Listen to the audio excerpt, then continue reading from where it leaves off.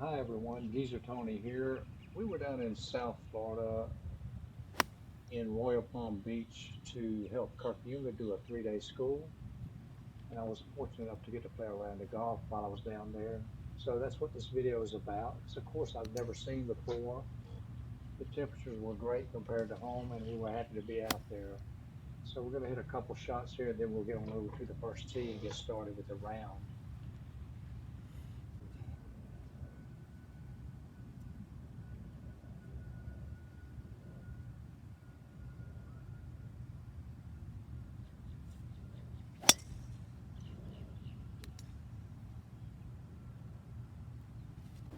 Well, hi everyone, Geezer Tony here in sunny southern Florida, although it's not that sunny today. As a matter of fact, the forecast is not that great, but we're going to try to play a round of golf here at the Madison Green Country Club. Haven't played golf in Florida much, so I'm looking forward to this, and so let's get over to the tee and see how it goes today. Okay, so here we go.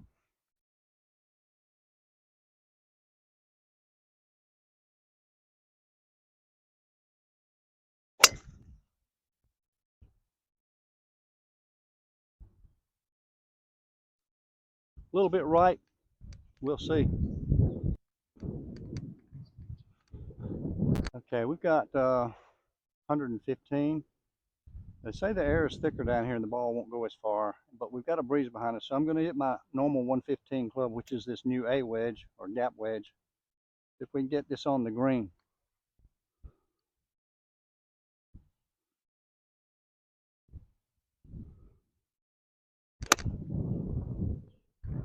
A little left of the flag, but it looks pretty good. Yeah, right in the middle of the green.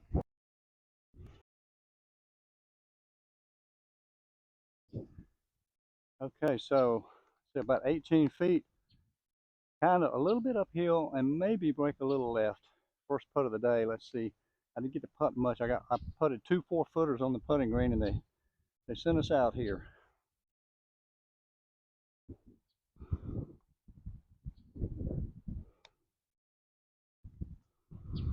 Well, I didn't get the break I wanted, or I thought I saw, but a good putt nonetheless.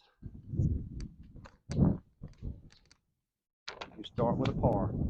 We're on hole number 2. It's a 511-yard par 5. Dog legs sharply to the left. And based on the yardage book they gave me, I can't hit driver straight away or it'll go through, and there's water around the left. So I'm going with 3 wood. And by the way, we're playing at 6,300 yards here today.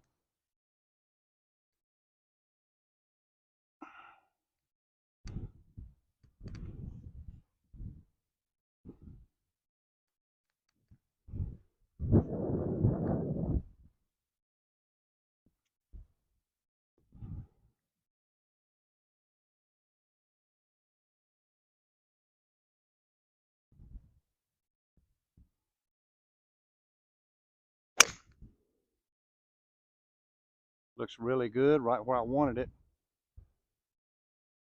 In the fairway is all I can tell you. Well, we're still forever to the green, about 275. The bunker is the only thing I could hit with a laser. So I'm going to go with 5 wood, knowing I can't reach it anyway. Maybe a little more accurate and leave me a fuller swing to the green.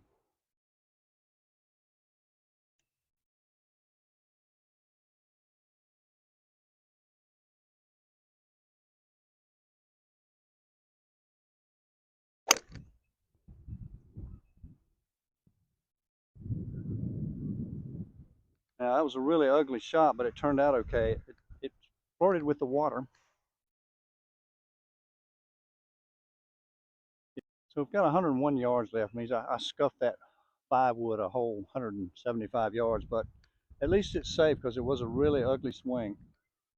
So let's just see if we can get this hit a better shot here and get it somewhere close, 100 yards.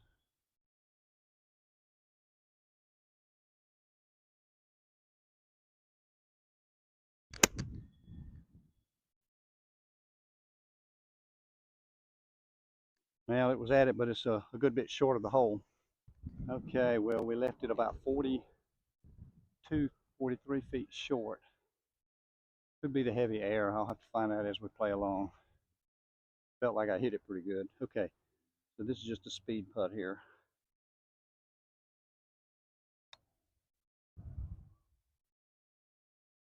Pulled it a little bit, but the speed was good.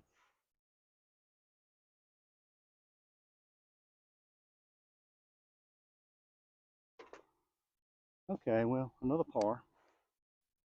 Okay, number 3, short par 4, about 320 something. Wind's in our face, so I'm just going to try to get it in play and leave a shot to the green.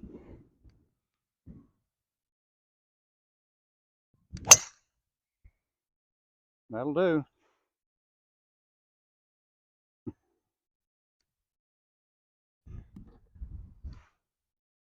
Well, I guess one reason the hole is a short hole is there's a hidden water hazard up here that I didn't know about. Good thing I hit just an easy driver. So the front pin, I've got the same distance I had on the last hole, just over 100 yards, and a breeze in my face. So I'm going to hit one more club this time and see if that gets me to it.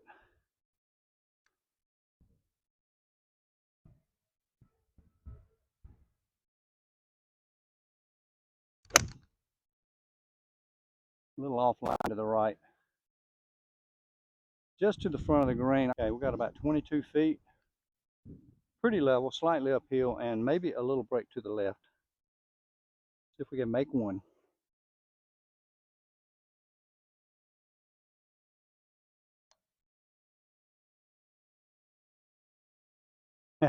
Just short, about 2 inches short. Hey everybody. Before we get back to the video, I wanted to take a moment and talk about Setup4Impact. What is it? It's a swing that I use and teach that was created by Kirk Junga. Setup4Impact has you set up and swing on your impact plane to eliminate excess movement and compensation, which you probably didn't even know you were making. It's easy to learn and easy to use, and it helped me tremendously when I adapted it 9 years ago at age 60. In the 7 years I've been teaching it, I've seen it help hundreds and hundreds more people improve their games tremendously. If you'd like to check it out, go to Setup4Impact.com, and if you live in my area and you feel like you need help, you can find me on the Instructors tab near the top of the screen. Give Setup4Impact a try. I'm very sure that you'll be happy you did. Okay, hole number 4 is a par 3. It's 140 yards from this tee, and I'm going with 9, giving it a little more club than I do at home, since the air seems to be heavy.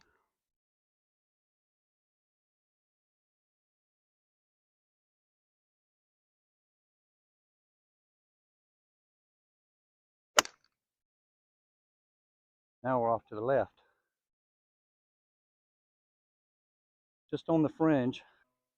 Well, it looks like that 9-iron was a little long, but we're on the back fringe here.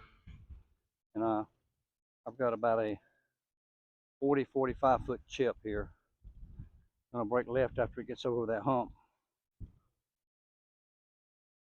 As many of you know, this is the favorite part of my game, so let's see if we can get it anywhere near and make par.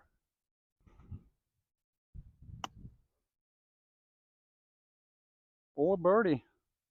Or birdie. Just did miss. Okay.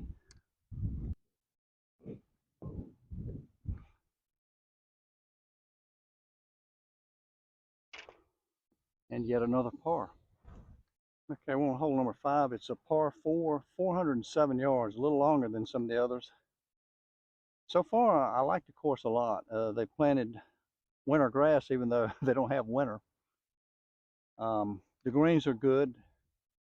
The fairways are a little tight, a little tighter than what we're used to seeing at home.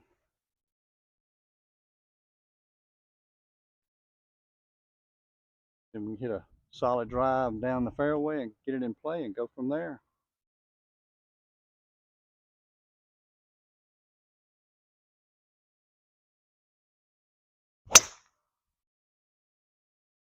Again, it's a little right, but I think it's going to be hittable.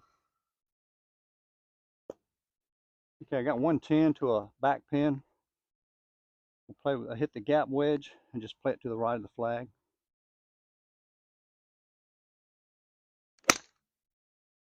Pulled it, and it's going to be a little left of the flag, but it should be okay. Okay, I missed the green left here. It was the right distance.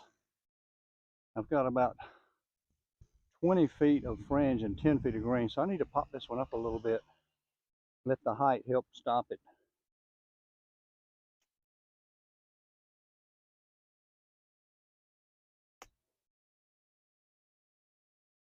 Ooh, I tell you what, I'm gonna chip one in a minute.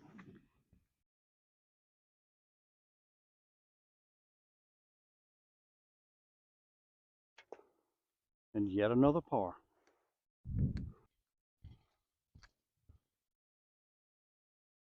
Hole number 6 is a really short par 3. They got some longer tees back there, but looks like they might be working on something. So I'm up here at 113 to a front pin. Once again, going with that A wedge. We're wearing that out today.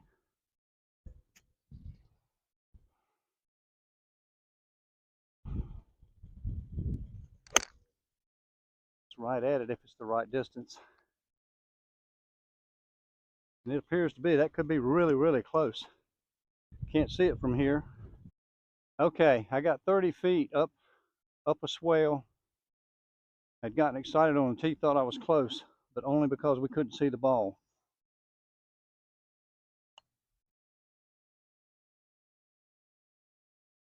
Okay.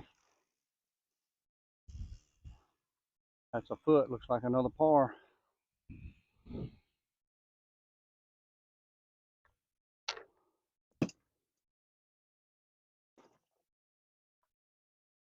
Hole number 7, another par 4.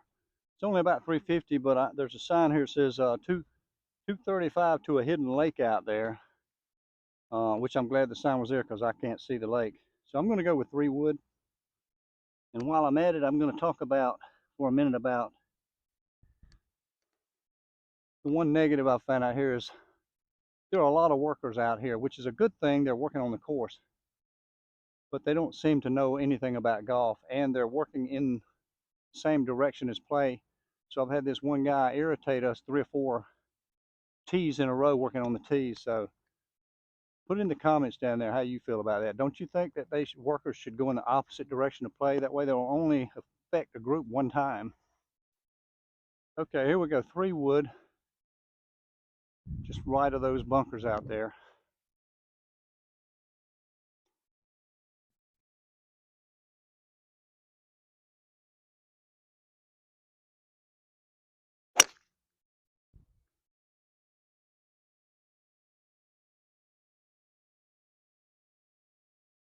I see it bounce, so I guess it's okay. Okay, 135 to a middle pin. Little breeze at us.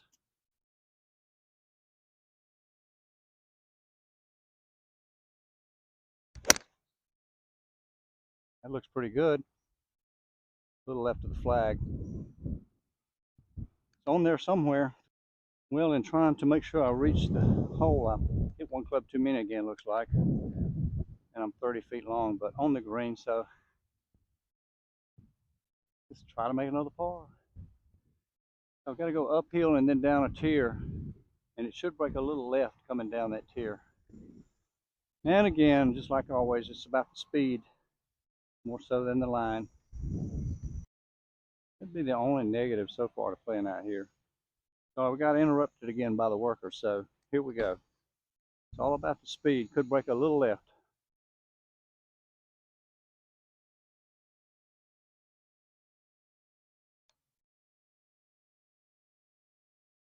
And it did. I just didn't play enough. It's okay though.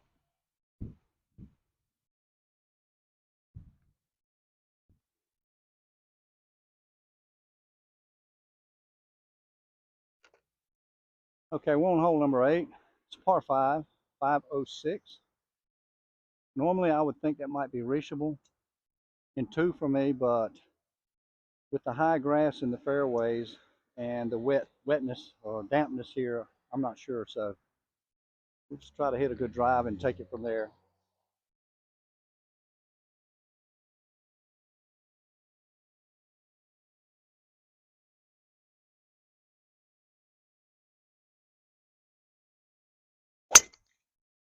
That's pretty good.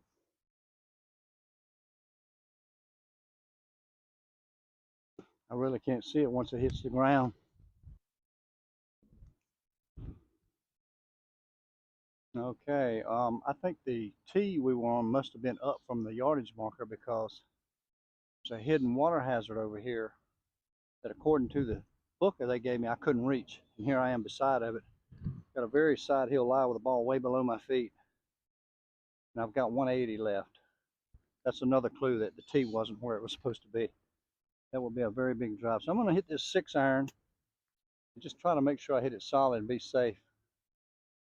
Maybe at or just right of that right bunker.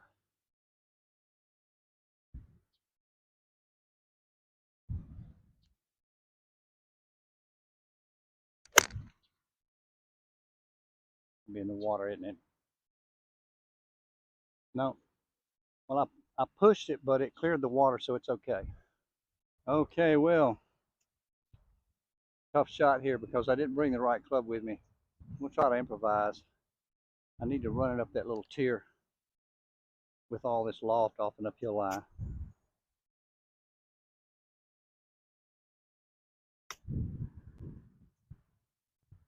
Get up the hill. Stay there. Well, so-so. It's not great, but I think I could have done better with a wedge or something. Yeah, I'm still 20 feet. Just a little more would have got me over this hump. All right. I see it as pretty straight, maybe a little left break.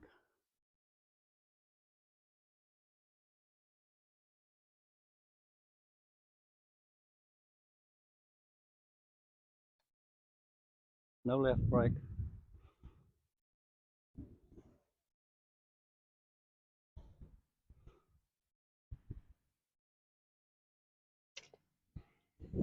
Well, there's 8 pars in a row. Okay, we're on number 9. It's a par 4, 400 yards. Very slight dogleg left and water on the right. So we want to keep the ball away from the right side. Another hidden lake out there somewhere.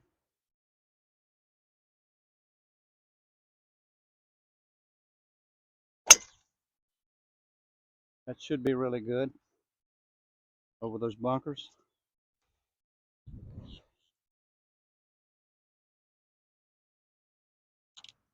We have 145 left. I'm going with 9. That's 145 to a front pin.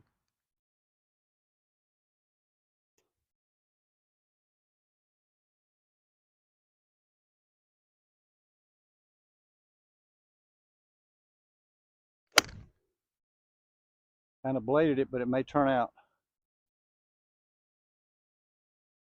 Yeah, it's just short of the green. After blading that 9-iron up here, I've got a 30-foot chip, and most of it is fringe. So I've got to pop it up, get it to stop near the hole.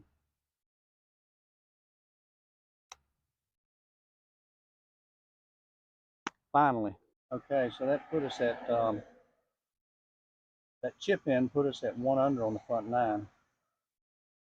I feel like I played okay, not great, not terrible, but the chip in was fun.